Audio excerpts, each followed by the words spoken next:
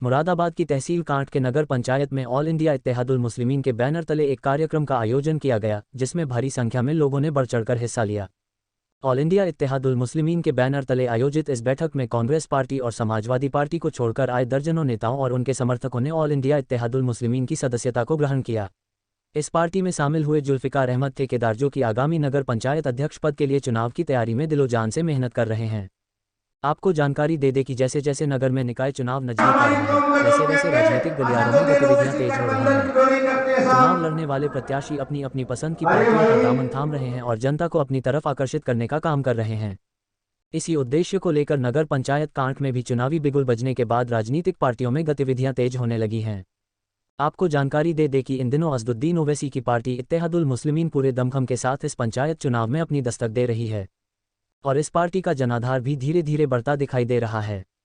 Party की नीतियों को अपनाकर बड़ी संख्या में मुस्लिम समाज के लोग इत्तेहादुल मुस्लिमीन से जुड़ने का काम कर रहे हैं।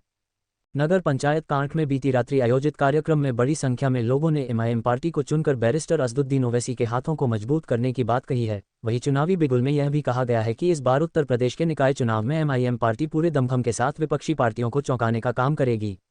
कुल मिलाकर प्रदेश में निकाय चुनाव को लेकर राजनीतिक गतिविधियां तेज होने लगी हैं और राजनीतिक पार्टियां अपना अपना एजेंडा जनता के सामने और विकास के दावे करने में लगी हैं।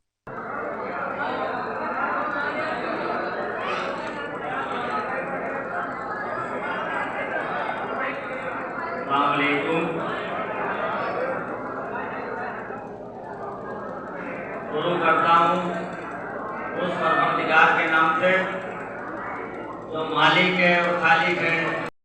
बहुत कुछ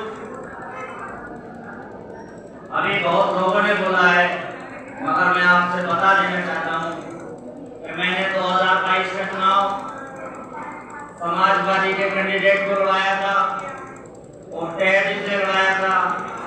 अपनी मेहनत करके आप लोगों के साथ कांधे से कांधा मिलाकर लड़ाया था और इसलिए लड़ाया था एक मुसलमान विधायक बन जा जो कौम की आवाज उठा सके, कौम की बात कर सके।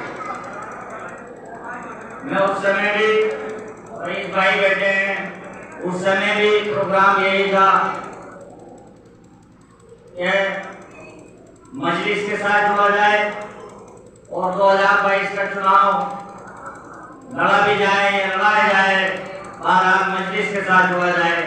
क्योंकि मैं जब ये देखता हूँ ओवैसी साहब को, चाहे तो किसी भी चैनल का इंटरव्यू रहा हो, किसी रही हो, या कोई भी कौम का मुद्दा रहा हो, या किसी भी धर्म और जात का मुद्दा रहा हो, उन्होंने हमेशा पुख्ता मजबूती के साथ विधानसभा के, लोकसभा के अंदर बहुत मजबूती के साथ उठाया है।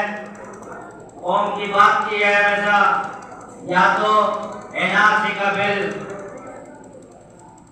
उन्होंने लोकसभा के पार्लियामेंट के अंदर पढ़ा था, या फिर महात्मा गांधी ने इंग्लैंड के अंदर कोई बिल पढ़ा था। मैं आपको ये भी बता देना चाहता हूँ वो ताकत ओवैसी साहब के पास थी जो उन्होंने एनआरसी का विरोध किया था और वो बिल वफाक से उन्होंने फेंका था। मैं उनकी बातों से, उनके कामों से, उनकी जद्दोजहद है कौम के लिए, उससे मैं इत्तेफाक रखता हूँ। तभी मैं पार्टी में आया हूँ और मैं पार्टी के यहाँ जिम्मेदार लोग बैठे हैं।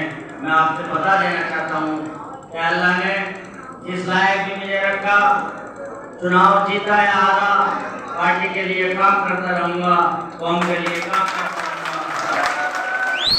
मैं चंद दिनों के लिए पार्टी में नहीं आया हूँ और ना ही इसलिए आया हूँ कि सिर्फ चेयरमैन बनना है और पार्टी छोड़ देनी है और सिर्फ मलाई काटनी है। मैं इसलिए नहीं आया हूँ, कौम की खिदमत के लिए आया हूँ। आपके साथ कांधे से कांधा मिलाकर काम करूँगा।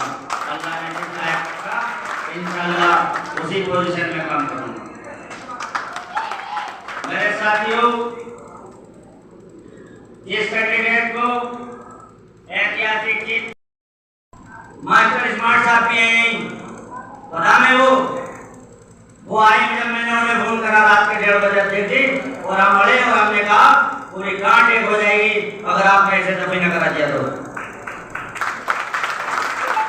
उस अपनी बहन का अपनी बेटी का जो है सब घर ले जाने का काम किया, और मैंने इस्लामी तौर तरीके से जिस अंदाज से जो दफीना होता है उसी अंदाज में जो दफीना हुआ सुबह को, चाहे वो कोरोना का समय रहा हो, शादी रही उन लोगों की, या किसी का इंतकाल रहा हो, तब भी मैं आगे रहा, मैं पीछे नहीं हटा। बहुत लोग अपनी खिड़कियों में मुंह झाँकने की हिम्मत नहीं रख पा रहे थे, इतना डर रहे थे मुझसे। वो आपके दुख तकलीफ में कैसे आ सकते हैं जो आपकी इतना डरा हुआ हो? जो आदमी बाहर को झांक कर ही देख रहा हो वो आवाज करके काम करेगा। मैं आपसे यही बता देना चाहता हूँ